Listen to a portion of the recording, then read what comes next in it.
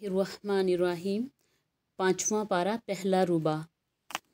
और वो औरतें भी तुम पर हराम हैं जो किसी दूसरे के निकाह में हों, अलबत्ता ऐसी औरतें इससे मुस्तस्ना हैं जो तुम्हारे हाथ आएँ। ये अल्लाह का कानून है जिसकी पाबंदी तुम पर लाजम कर दी गई है।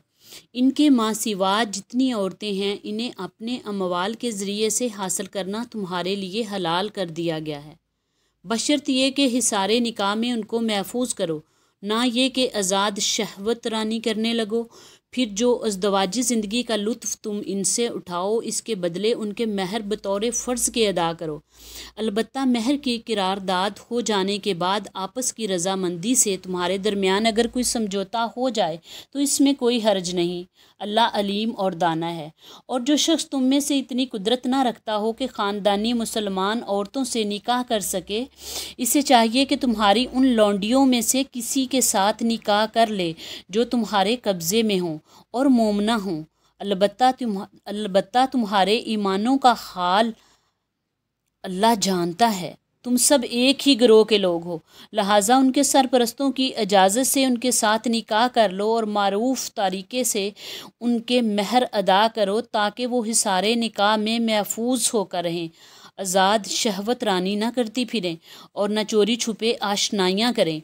फिर जब वो हिसारे निकाह में महफूज हो जाएं और इसके बाद किसी बदचलनी की मुरतकब हों तो उन पर सज़ा की बानिस्बत आधी सज़ा है उस सज़ा की बानिस्बत आधी सज़ा है जो ख़ानदानी औरतों के लिए मुकर्रर है।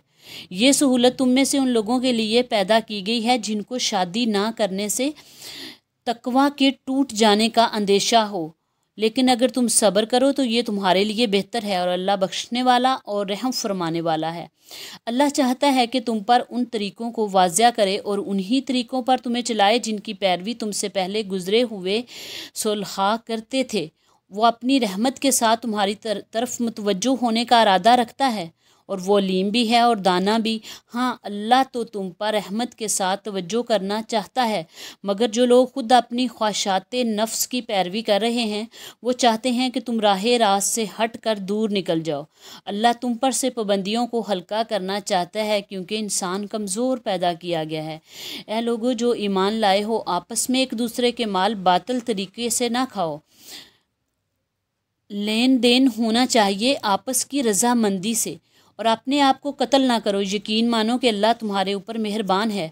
जो शख्स जुल्म और ज़्यादती के साथ ऐसा करेगा उसको हम ज़रूर आग में झोंकेंगे और ये अल्लाह के लिए कोई मुश्किल काम नहीं। अगर तुम उन बड़े बड़े गुनाहों से परहेज़ करते रहो जिनसे तुम्हें मना किया जा रहा है तो तुम्हारी छोटी मोटी बुराइयों को हम तुम्हारे हिसाब से साकत कर देंगे और तुमको इज़्ज़त की जगह दाखिल करेंगे। और जो कुछ अल्लाह ने तुम में से किसी को दूसरों के मुकाबले में ज़्यादा दिया है इसकी तमन्ना ना करो। जो कुछ मर्दों ने कमाया उसके मुताबिक उनका हिस्सा है और जो कुछ औरतों ने कमाया इसके मुताबिक उनका हिस्सा। हाँ, अल्लाह से इसके फ़ज़ल की दुआ मांगते रहो। यकीनन अल्लाह हर चीज़ का इल्म रखता है। और हमने हर उस तरके के हक़दार मुकर्रर कर दिए जो वालिदैन और करीबी रिश्तेदार छोड़ें। अब रहे वो लोग जिनसे तुम्हारे अहदो पैमान हो तो इनका हिस्सा उन्हें दो। यकीनन अल्लाह हर चीज़ पर निगरान है। मर्द औरतों पर कवाम है इस बिना पर कि अल्लाह ने उनमें से एक को दूसरे पर फजीलत दी है और इस बिना पर कि मर्द अपने माल खर्च करते हैं। बस जो सालिया औरतें हैं वो इताअत शार होती हैं और मर्दों के पीछे अल्लाह की हिफाजत व निगरानी में उनके हकूक़ की हिफाजत करती हैं। और जिन औरतों से तुम्हें सरकशी का अंदेशा हो इन्हें समझाओ, ख्वाबगाहों में उनसे अलहदा रहो और मारो। फिर अगर वो तुम्हारी मती हो जाएं तो ख्वाह मुख्वाह इन पर दस्तदराजी के लिए बहाने तलाश न करो। यकीन रखो कि ऊपर अल्लाह मौजूद है जो बड़ा और बाला तर है। और अगर तुम लोगों को कहीं मियाँ और बीवी के ताल्लुकात बिगड़ जाने का अंदेशा हो तो एक हकम मर्द के रिश्तेदारों में से और एक औरत के रिश्तेदारों में से मुकर्रर करो।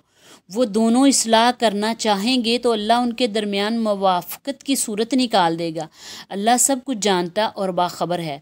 और तुम सब अल्लाह की बंदगी करो, उसके साथ किसी को शरीक ना बनाओ। माँ बाप के साथ नेक बर्ताव करो, कराबतदारों और यतीमों और मस्कीनों के साथ हुस्ने सलूक से पेश आओ और पड़ोसी रिश्तेदार से, अजनबी हमसाया से, पहलू के साथी और मुसाफिर से और उन लौंडी ग़ुलामों से जो तुम्हारे कब्ज़े में हों احسان کا معاملہ رکھو۔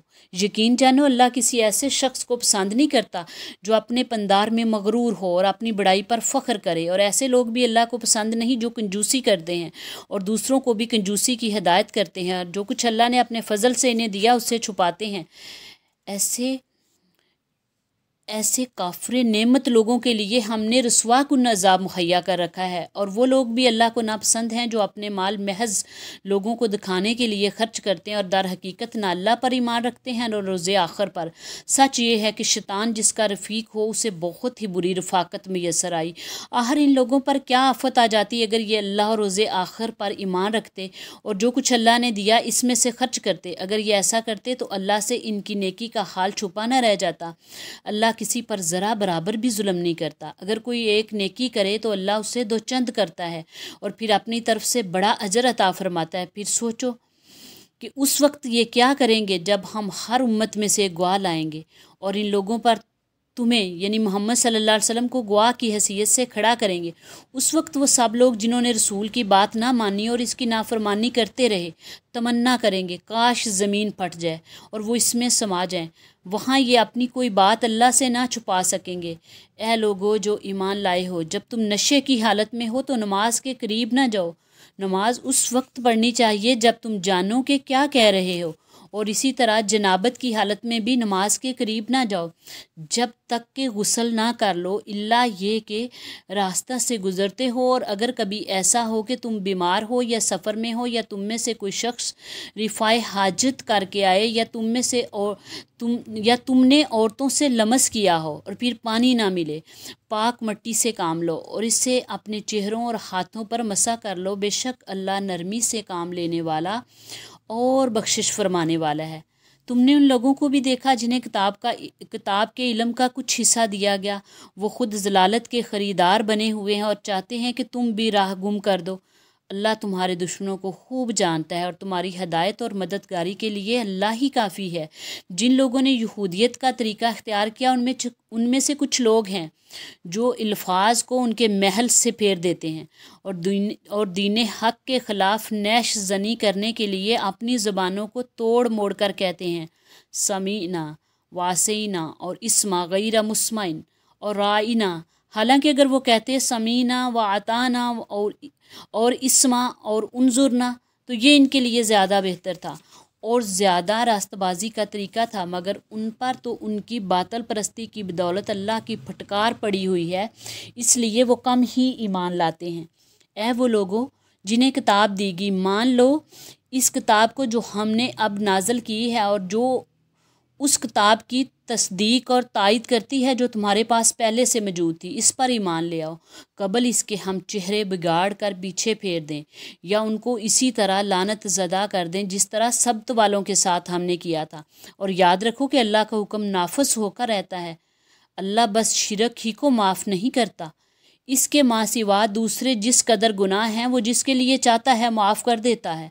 اللہ کے ساتھ جس نے کسی اور کو شریک ٹھہرایا تو اس نے بہت بڑا جھوٹ تصنیف کیا اور بڑے سخت گناہ کی بات ہے۔ تم نے ان لوگوں کو بھی دیکھا جو بہت اپنی پاکیزگی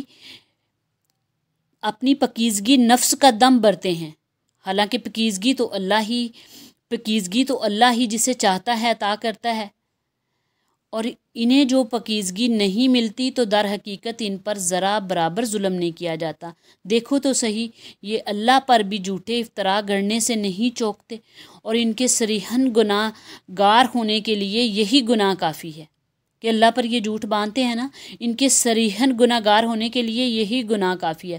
کیا تم نے ان لوگوں کو نہیں دیکھا جنہیں کتاب کے علم میں سے کچھ حصہ دیا گیا ہے اور ان کا حال یہ ہے کہ جبت اور طاغوت کو مانتے ہیں اور کافروں کے متعلق کہتے ہیں کہ ایمان لانے والوں سے تو یہ زیادہ صحیح راستے پر ہیں۔ ایسے ہی لوگ ہیں جن پر اللہ نے لعنت کی ہے، اور جس پر اللہ لعنت کر دے پھر اس کا کوئی مددگار نہیں پاؤ گے۔ کیا حکومت میں ان کا کوئی حصہ ہے؟ اگر ایسا ہوتا تو یہ دوسروں کو ایک پھوٹی کوڑی تک نہ دیتے۔ پھر کیا یہ دوسروں سے اس لیے حسد کرتے ہیں کہ اللہ نے انہیں اپنے فضل سے نواز دیا؟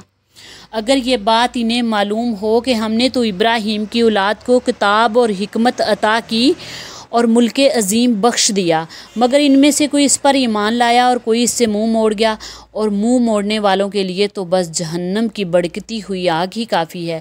جن لوگوں نے ہماری آیات کو ماننے سے انکار کر دیا، انہیں بالیقین ہم آگ میں جھونکیں گے، اور جب ان کے بدن کی کھال گل جائے گی تو اس کی جگہ دوسری کھال پیدا کر دیں گے تاکہ وہ خوب عذاب کا مزہ چکھیں۔